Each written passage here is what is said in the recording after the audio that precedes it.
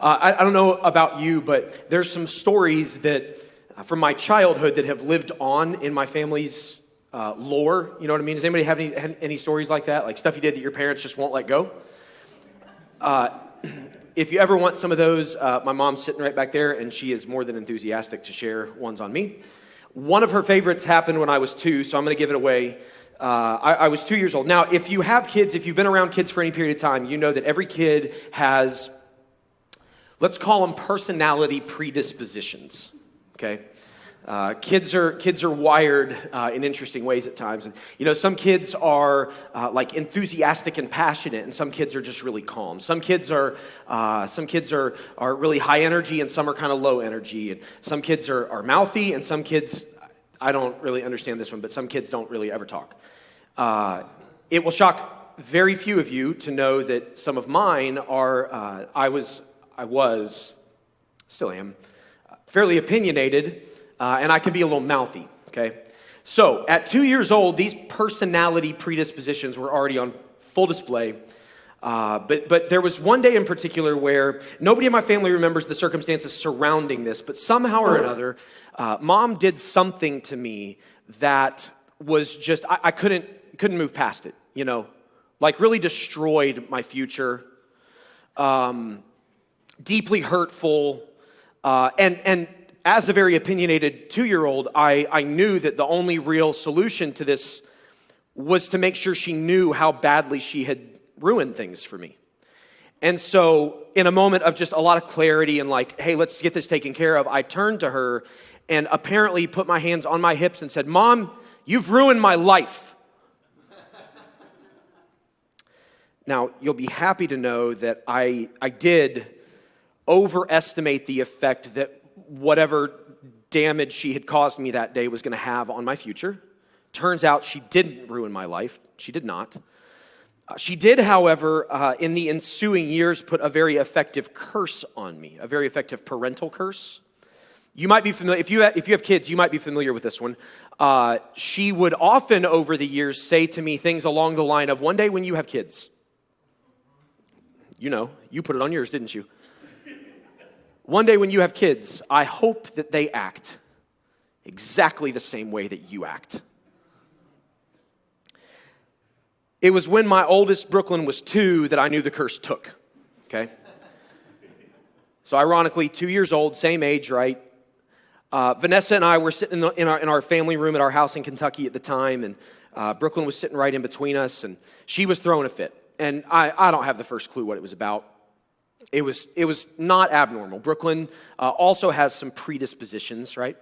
And she's very emotional, and she doesn't do a great job of managing those emotions sometimes. And at 2, she's throwing a fit. She's going crazy. And I kind of looked at her, and I said, Brooklyn, as calmly as I could, I said, Brooklyn, you need to stop throwing a fit. You need to calm down, stop throwing a fit. And she, on a dime, stopped. I mean, temper tantrum, stopped, looked at me and said, I'm busy, and then went right back to it.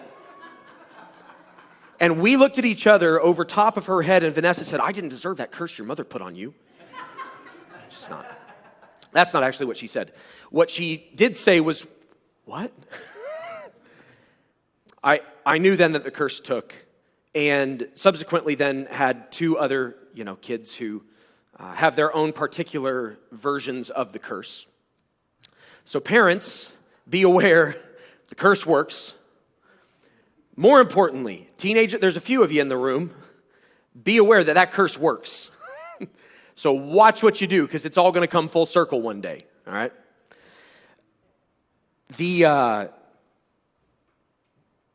We're starting a new series today called Great Kids, and there's 2 important things that I want to get out of the way before we jump into content for today.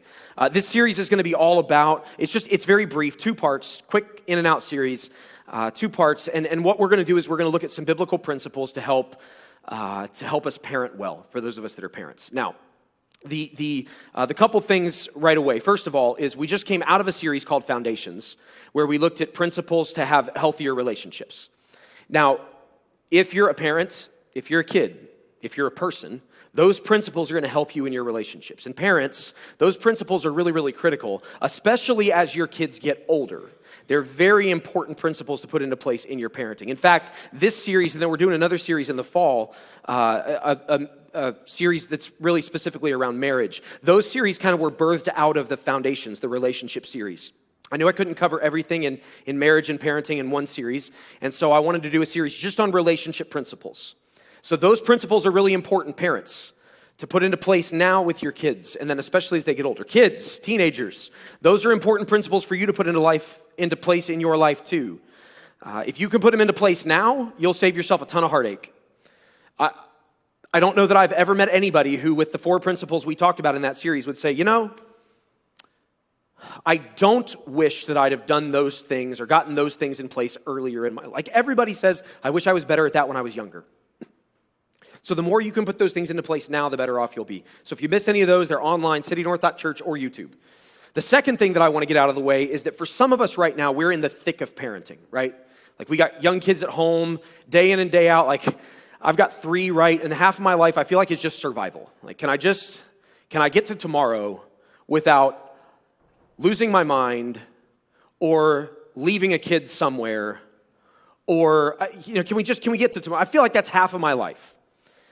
And so, for those of us that are in the thick of it, I hope this is going to be very, very applicable to us. But there's another group here. There's some of us have kids, they're grown, they're out of the house. We aren't really in the thick of it, but obviously you're still parents, right? So the principles still hold. And then there's another group, which is people today who don't have kids at home and maybe don't ever plan to have kids.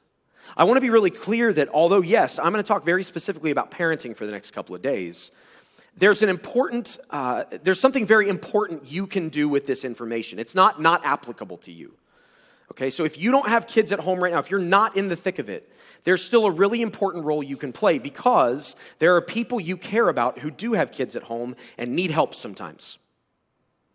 One of the most important things I think that was present in my life for my entire life was that there were a whole lot of people who cared about me that weren't just my parents. A whole lot of adults, I should say, who cared about me that weren't just my parents. I grew up in a really good church family full of people who loved me, who cared for me, who spoke truth into my life when I needed to hear it, because teenagers tend to think our parents are dumb. We tend to listen better to people who aren't our parents sometimes, even if they say the exact same things our parents said.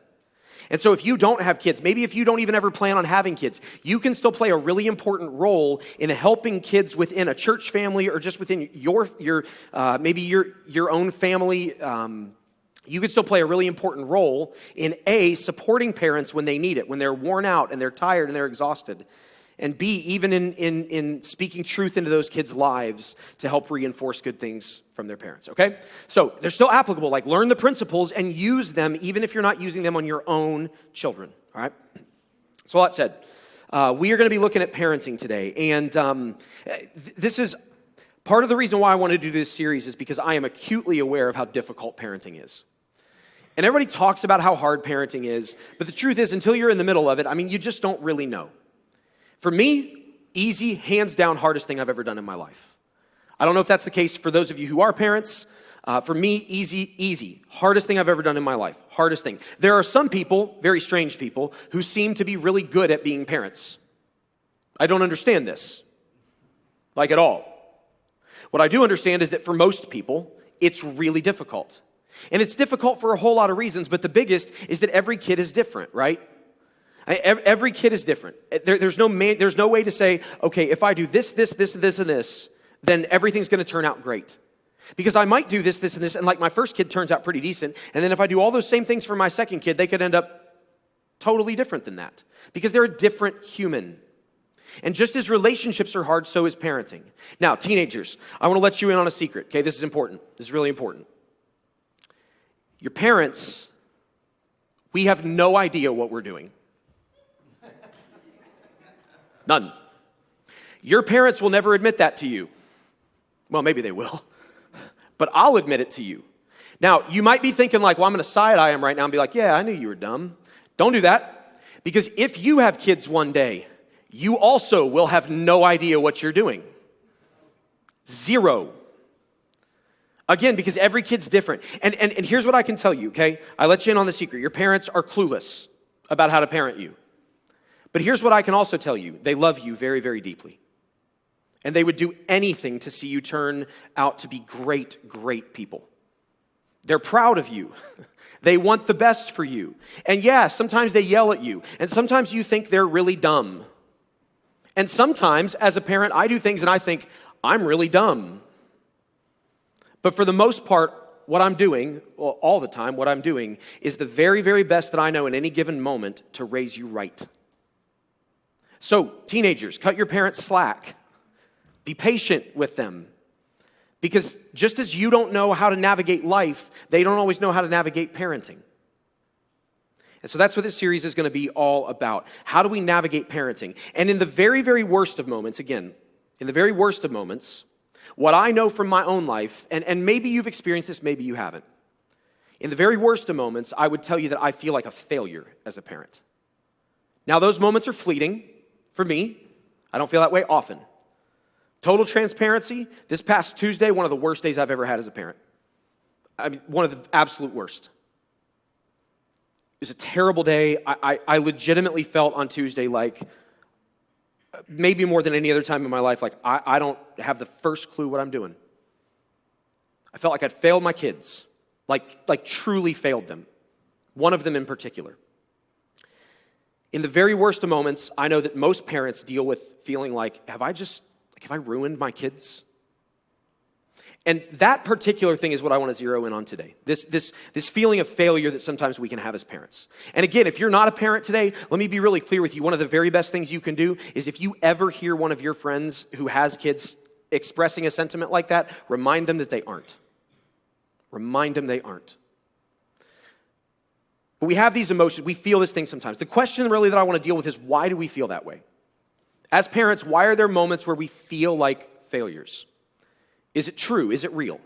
Now, what I want to do is I want to look to the Bible today, and I want to explore. That question, but I'm going to kind of give away in advance that I don't think we are failures. I think where that emotion comes from is a fundamental misunderstanding of our role and responsibility as parents. And that misunderstanding of our role and responsibility as parents can cause us to think things are failures that aren't failures. We've talked a lot over the last year or two here at City North about the fact that we have this spiritual enemy.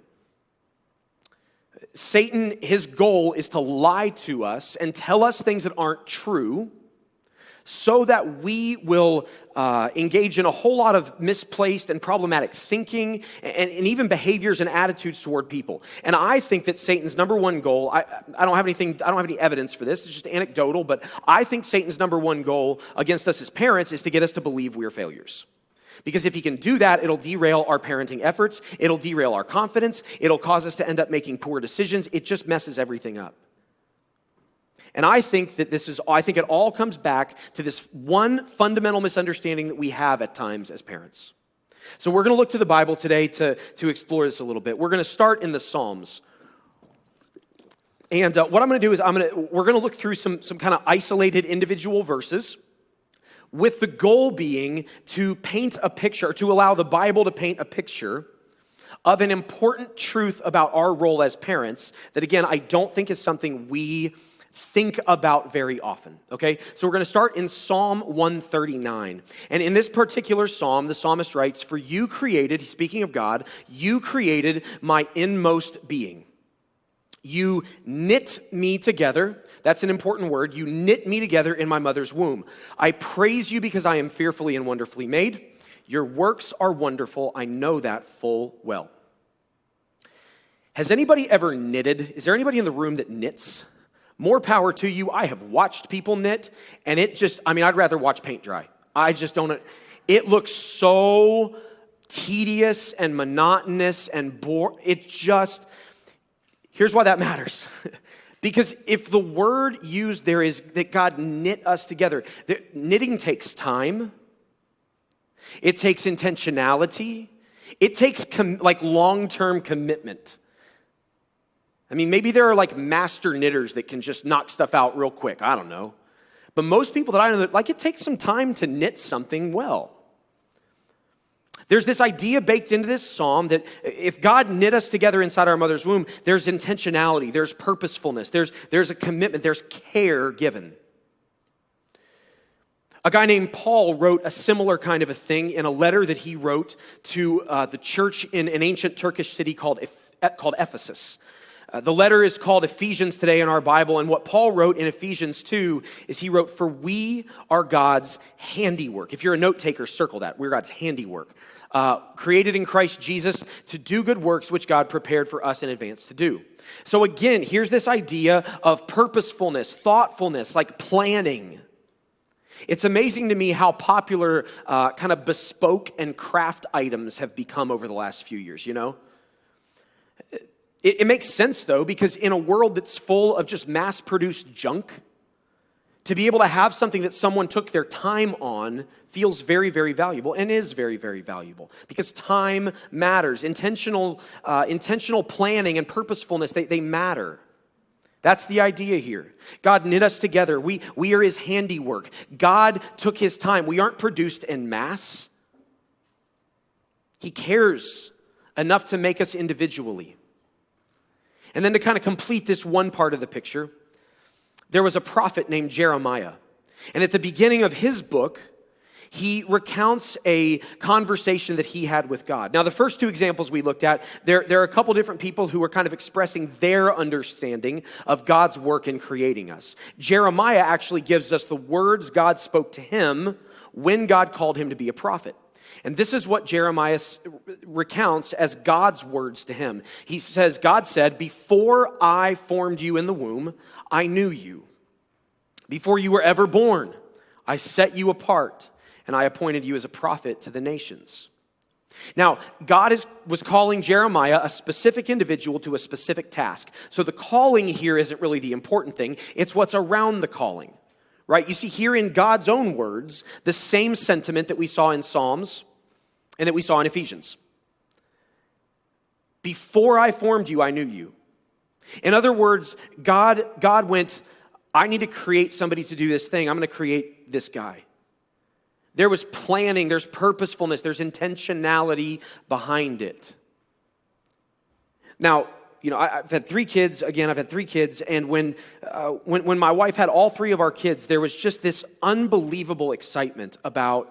I'm a very future-oriented person. There was this unbelievable excitement about, like, oh man, I can't wait to see what their personalities are like. I can't wait to see like the things that they enjoy doing in life. I can't wait to see one day the kind of things they use their life to do. Like, oh man, I can't wait to get to know them.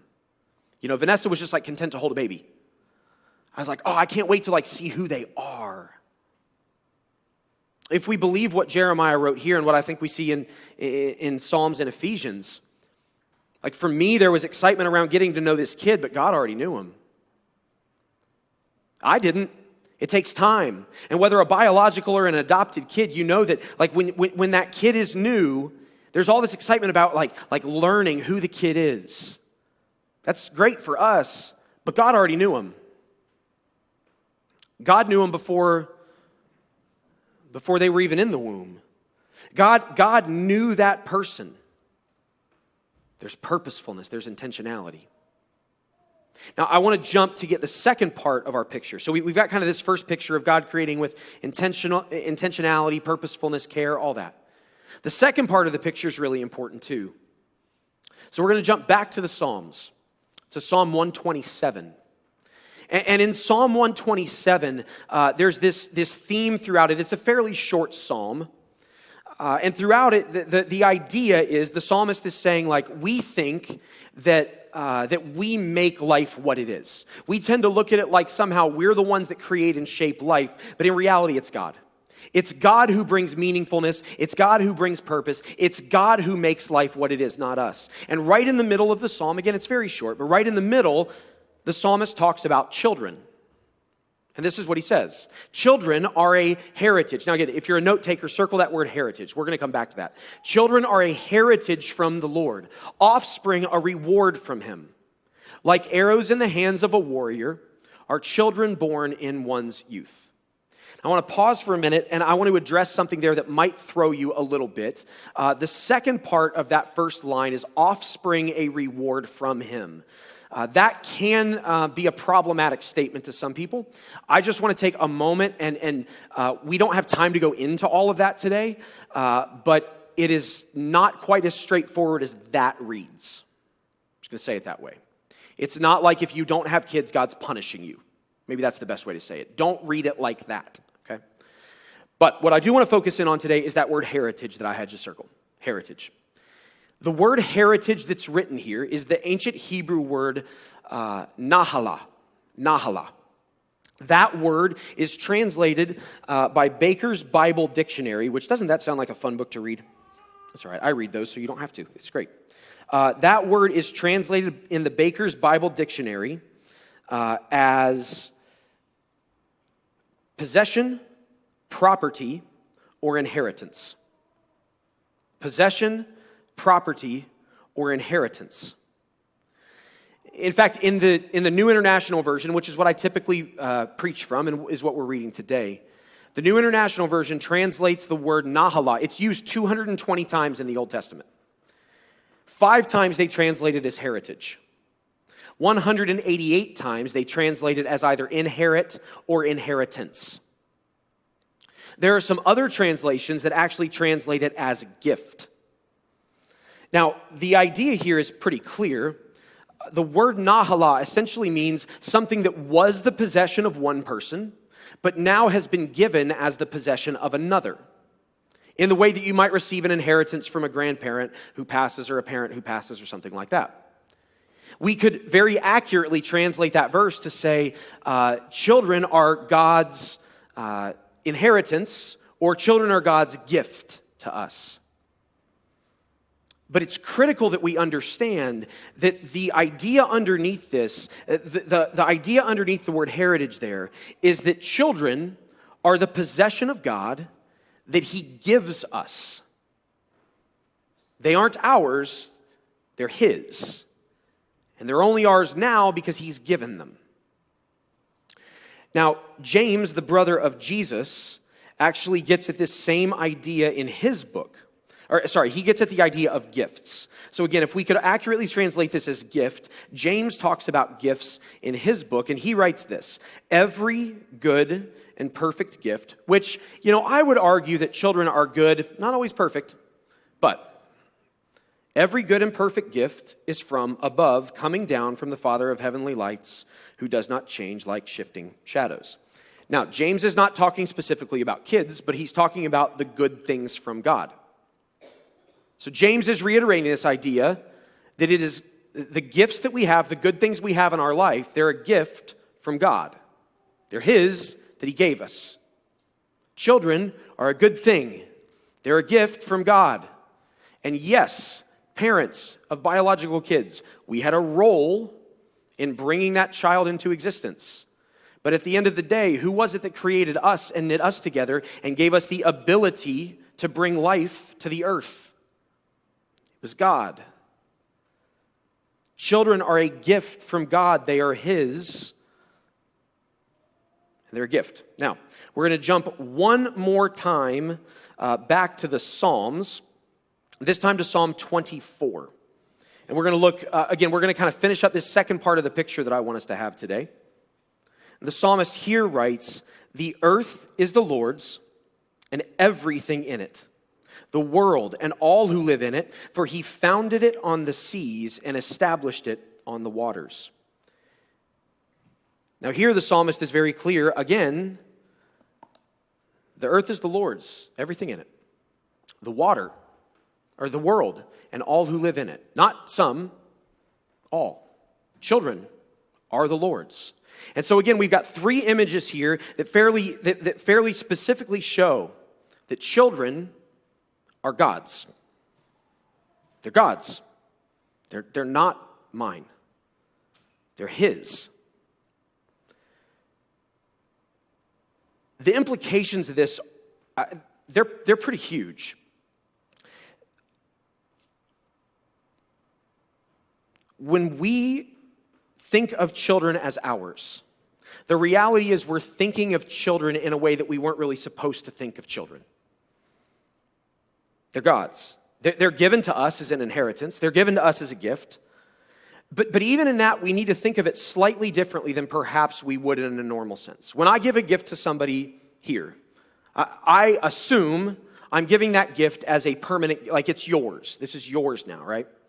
The inheritance, the gift we receive from God, though, we need to understand slightly differently because we're temporal and God is not. We will pass, but God does not. And in the end, one day we will all return to give an account of our lives to Him, our Creator. Our children won't answer to us for how they live their lives. I mean, they might here and now. They should here and now. But they don't have to give an account for eternity to us of how they live their lives. Rather, they'll give an account to their Creator, the same as I will, the same as you will. And what that means in the end is that we all return to God. And so the gift, the inheritance that He gives us, we can understand that rightly in this earth, on this earth, as a gift from God, but eventually we all return to Him. Like children are a gift to us, but they're a gift for a season. They're not permanent. And when we take kind of all that and understand all that in light of one another, I think that there's a biblical truth that becomes very clear that is not the way we think of parenting, but is necessary if we're going to raise great kids. That truth is that children are God's possession that we are trusted with for a season. Children are God's possession that we are trusted with for a season. Now, there's a lot of biblical truth that I think can be hard to kind of reorient ourselves around, that can be hard to really wrap our mind around. This, to me, is one of the hardest. And it's one of the hardest because I've given my whole life, from the moment that my first child drew their first breath, to loving, caring for, protecting, providing for them. Right? If you're a parent, you've done the same thing. You know that there is no one else on this earth who loves that child the way that you do. And in a literal legal sense, right now, those children are my possession, right? I mean, I can make decisions for them. I can choose all kinds of things that they can't choose for themselves. And one day they'll become a legal adult. But in a literal sense right now, like I have control and authority over them that goes far beyond anything else anyone else has. And so we not only have this side of us where we give ourselves to our child, and we do that because we love the child, and we know we've provided for them and we've cared for them, and so we feel a level of ownership over them for that, but we also have this legal sense of ownership, and it can be hard to wrap our heads around the fact that we don't own those kids at all, that they aren't our possession. My kids aren't my kids. They're God's kids. They're my kids for now, but they're not my kids forever. They're His. Again, that obviously has some really significant implications for how we raise them. So we could understand this a little bit in terms of a babysitter, okay? If I hire a babysitter to watch my kids, if you've ever hired a babysitter to watch yours, you know that you give that babysitter some level of authority, some level of decision-making power over your child for a short time. I don't know about you, but if I had a babysitter that went rogue, would not go over well, right? If I hired a babysitter to take care of my kids and I said, here are the parameters around which I need you to take care of the kids, and then they just decided to blatantly disregard what I said and do their own thing, we would not be hiring that babysitter again. Because there's an understanding that this is not your kid, it's my kid. So even if you don't like it, you're going to do what I told you to do because it's my kid. Right? The idea here is the same. Now, maybe that analogy feels cheap. Maybe you go, I'm a little more than a babysitter. That's fair. There's another word, another image that maybe we could use for this that I think is perfect. It's not an image or a word that we use kind of in everyday language, everyday conversations.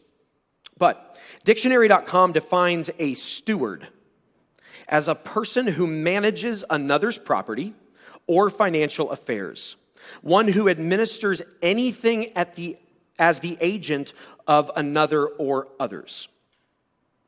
Steward. So if it's true that children are God's possession, not ours, but he trusts us with them for a season, then the idea of being a steward on behalf of God is a perfect example of the responsibility and the role that God gives us. As parents, we would be wise to think of ourselves not as owners of kids. Hopefully you don't think of yourself that way anyway, really. But functionally, that's how we live. That's how we parent. We would be wise to think of ourselves not as owners, but of stewards. And this matters significantly because to be a good steward, you have to know the wishes and desires of the owner. To be a good steward, you have to understand what it is that the owner wants. You have to understand that it's your responsibility not to make your own decisions, but to execute based on the decisions of the owner. And I think this dynamic fits perfectly in the Bible, in the book of Deuteronomy. There's a part of Deuteronomy chapter 6 that I want to zero in on as we kind of figure out what we do with this. At this point in the biblical story, God has called this family to be his special family, right? And God has made them a lot of promises, and he's done a lot of great things. And the family is getting ready to enter a new chapter. They're getting ready to enter into this land God has promised them. And as they do, their leader, Moses, gets up and gives this huge, big speech. And the speech is it's kind of this rallying cry of like, remember what God has done. Remember how faithful God has been. Remember how God has delivered us. Also, remember that what we need to do is listen to God and do what he says. And here's what all he says. That's kind of the way the speech progresses. And then there's this one part of Deuteronomy 6 where right in the middle of this big speech, he says something that I think is going to help us today. Moses says, "These are the commands, decrees, and laws the Lord your God directed me to teach you to observe in the land that you are crossing, the Jordan to possess." Pause. So he says, he had just given a whole bunch of rules and laws, and he says, remember, this is the stuff God told me to tell you, so that as you enter this new season, this new chapter, things are going to go well. And then he tells them why it matters. He says, so that your children, and we could put, the way that this goes, we could put like you, parents, right? Because then he says, and your children. So that you, parents, your children and their children, generations in your family, so that they may fear the Lord. That you may fear the Lord as long as you live by keeping all his decrees and commands that I give you, and so that you may enjoy long life. Remember, God's done amazing things. Do what he says. Here's what he says. Do this so that you and your children and their children will fear the Lord and live a good long life. Now, it's important to note, we've talked about this over time here, but you may not have been around for it. The phrase fear the Lord. I don't want you to think about this in terms of phobia. So this is not like I'm afraid of heights. This is not I'm afraid of snakes. This is not I'm afraid of dark enclosed spaces. It's not phobia. And that's normally the image we get when we think of fear. But rather, the idea of fearing the Lord is that of incredible reverence or awe for the power of a thing beyond you. So for example, I am not afraid of thunderstorms in a phobia sense. I don't fear, like I like to have the windows open. I have a niece who is petrified. Like if there's clouds in the sky, she loses her mind. It's actually really sad. But like, if there's a thunderstorm, I want the windows open. I want to watch the lightning. I want to hear the thunder. Like, I want it like cracking right above my head. I love it. I find it peaceful. I don't know. It's weird. I love it. Some of you are like, yeah, I know. I got issues. I know. It's all right. Personality predispositions. That's what we call those now. So I'm not afraid of thunderstorms in a phobia sense. But you know what I'm not going to do? I'm not going to go hold a metal rod up in the sky. Do you know why? Because that thunderstorm can kill me. I'm not scared of it killing me, but I'm also not stupid enough to tease that, right? So what fearing the Lord looks like is recognizing that thing, that thunderstorm, it has power over me that I can't touch it. God has power over us that we can't touch. If God wants to do something, God does a thing, and it does not matter what I want. If God wants to move, he moves, and there is nobody that can stand against that. So fearing the Lord in the sense, again, don't think of it in terms of phobia. Think of it in terms of an awe or respect that recognizes the power that you hold is so far beyond anything that I have. And I respect that to the greatest degree. And as a result, I will submit to that power because it is bigger than I. Does that make sense? All right. So do these things, obey what the Lord says, so that your children and their children will learn to fear the Lord. Now let's think about that in terms of owners and stewards, all right? Owners don't point to the authority of others. Why? Because an owner doesn't need to. An owner is the final authority. An owner has the power to do what they want. An owner is the one who gets to make the calls. They don't need to point to another authority because there is no other authority when you own a thing. It's mine. I can do with it what I choose. A steward, on the other hand, will point to the owner because they recognize that it is not their power and not their authority at all. In fact, the owner has the power to get rid of them as a steward if they don't steward the thing well. And so a steward will point to the owner, not to themselves. And so as Moses says here to the people of Israel, as he says, do these things, remember how great God is, and then teach your, do these things and do these things, and point to God, point to God. What Moses is saying is, don't treat your children like you're the owner of them. Point to God who actually is. Because when you do that, they learn that God is the powerful one, not you. When you point to God and not to yourself as the trustworthy, faithful one, and listen, obviously as a parent, teach your kids that they can depend on you, yes, but teach them they can depend on you because you depend on God. Not because you're the final power and authority, but because He is. Moses says when you do this, things are going to go well for you. I think that what Moses understands, I truly believe that what Moses understands is the truth that we identified earlier. I believe Moses understands that children are God's possession, not ours. That He trusts us with them for a season as a steward. And so as a result of that, what we should do, I think what Moses is teaching Israel, and what we should be wise to heed, is that we should parent as a steward and not as an owner. We should parent as stewards, not as owners. That's what godly parenting looks like. These are not my kids, they're His. I'm not going to point them to me and my ability to care for every one of their needs. I'm going to care for their needs, but I'm going to care for their needs because God has given me the ability to care for their needs. I'm not going to point to my faithfulness and dependability on my own. I will teach them that they can count on me, but I will teach them they can count on me because God has been good to me and I can count on Him. Owners and stewards look very, very, very different. I think when we parent as owners, we make decisions on our own wisdom and understanding. When we parent as stewards, we make decisions in obedience to God.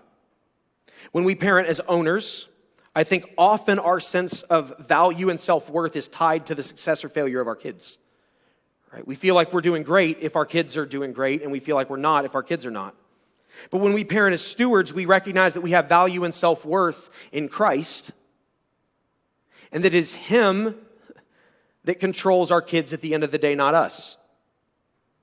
When we parent as owners, I think often we try to control the behavior of our kids, and typically we try to control that for our benefit.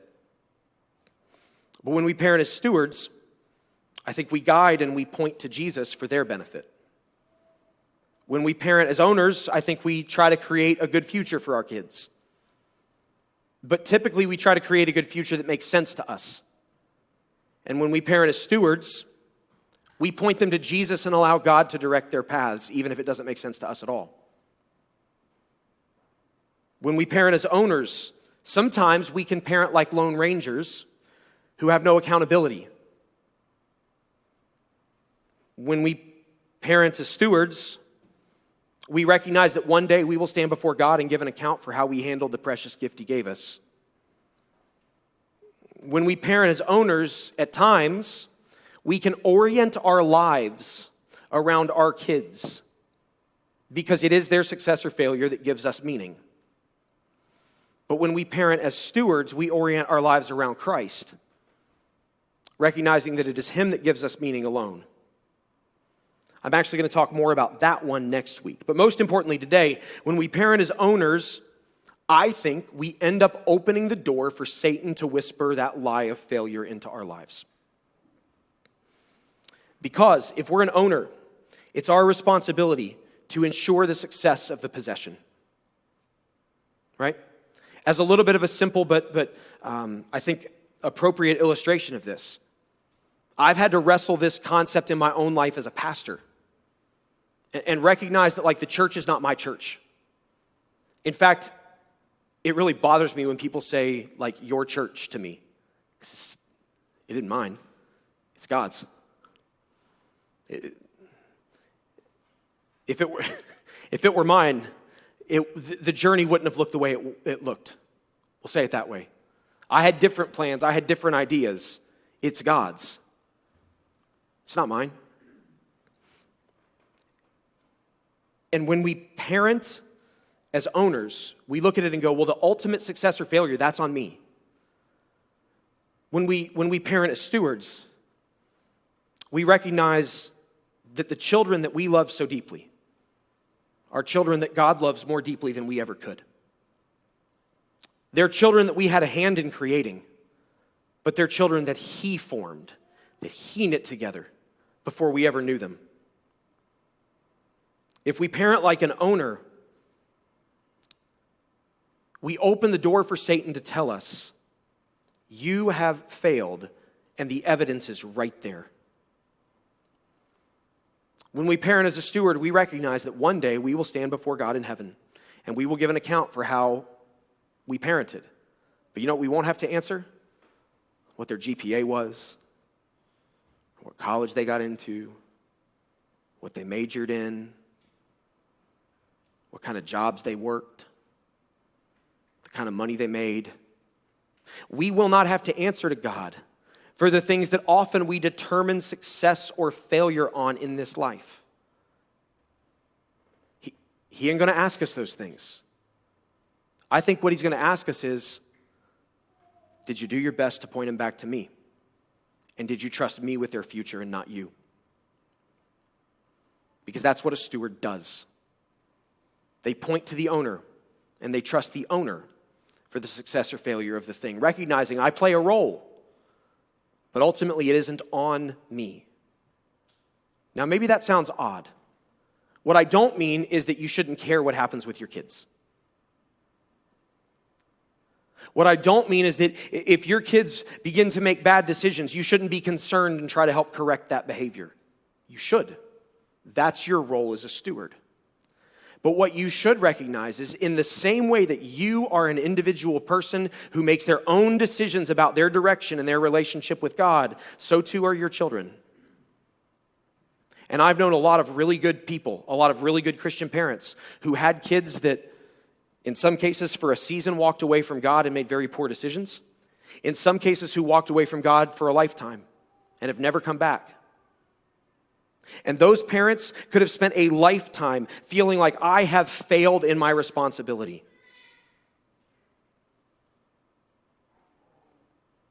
But their salvation and their success isn't your responsibility. When you're a steward, your responsibility is to be obedient to the owner, not to be the owner. When your kids are making poor decisions, help them try to correct it. Point them to Jesus. When your kids are doing things where there's pain that's coming into their life, be heartbroken for them, yes. But understand that in the end, they will stand before God for their choices and you will stand before God for yours. Imagine the load that, as a parent, you could remove from your shoulders if your feelings of success or failure were not tied to the success or failure of your kid. Imagine what would happen if you could find contentment in knowing that you're being obedient to God as best you know how, and that that's enough. Imagine the freedom in truly knowing and trusting that when you stand before God and give an account of your life, He's not going to think about the things we think are so critical. Imagine the peace that you could have in knowing that it's not your job to raise perfect kids. It's just your job to point them to their perfect Savior. See, when we feel like we're failing, it's because we're shouldering a burden that we were never meant to shoulder. When we feel like we're failing, it's because we're carrying a load that isn't ours to carry. When we feel like a failure, it's because we're looking at ourselves as owners. And when we're an owner, the buck stops with us. So parents, today, make a decision to turn your kids over to Jesus. Make a decision to turn their future, their present, and their future over to Him now, today. And then tomorrow when you wake up and your temptation will be to parent like an owner, make a decision again to turn your kids over to Jesus. And then on Tuesday, make a decision to turn your kids over to Jesus. And then on Wednesday, and then on Thursday, and then on Friday, make a decision to turn your kids over to Jesus every day. Because they're not your kids, they're His. Trust Him with their future. Knowing that they're also they're humans who are going to make their own choices. Control is what an owner does, but that's not your role. One of the very best things that I think my parents did for me, and Mom will still say things like this. I have a younger sister. She's 3.5 years younger than I am. And my sister and I actually, we grew up in the Church of the Nazarene. And we both are ordained elders in the Church of the Nazarene. Long story short, what that means is that denomination, they recognize, they believe that women can be pastors just as much as men can. And so we both went through an educational process and a lengthy deal where we had to take a bunch of classes and things, and then the denomination recognized us and commissioned us both as pastors of the gospel of Jesus Christ. And I've heard my mom many times over the years, she'll say like, well, I had some friends and I ran into them and they asked how the kids are doing. And, we both, Liz doesn't work in a church now, but she did for a lot of years. And but she's heavily involved in her church and her husband is a pastor. And it's like, I tell them that my kids are in ministry and they're like, wow, you must be so proud. You did such a good job. And she'll say, I had nothing to do with it. I mean, the kid that she gave birth to was the kid who at 2 years old told her she ruined her life. So I love that she does that because she doesn't take credit for the good, but it also means that she doesn't hold herself too accountable for the bad. She recognized at an early age that I was her kid, yes, but I was only her kid for a season. And they raised me pointing in all things to Jesus. In all things to Jesus. So parents, make a decision to turn your kids over to Jesus. Trust Him for their future. Parent as a steward, not as an owner. Because your kids are God's possession, not yours. Let me pray for us.